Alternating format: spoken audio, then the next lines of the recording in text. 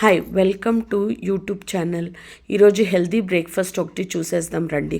Broccoli, mushroom, pepper, salt boil అవ్వడానికి broccoli కోసం ఉడికి నీళ్ళు పెట్టినానండి. ఒక పొంగు వచ్చే వరకు బ్రాక్లీని చేసుకోవాలా. అది అయిన తర్వాత వడగట్టుకొనేసి పనీర్ని క్యూబ్స్గా కట్ చేసుకునేసి ఒక ప్యాన్ పెట్టుకొని దాంట్లో కొద్దిగా ఆయిల్ వేసి మంచిగా ఫ్రై చేయండి.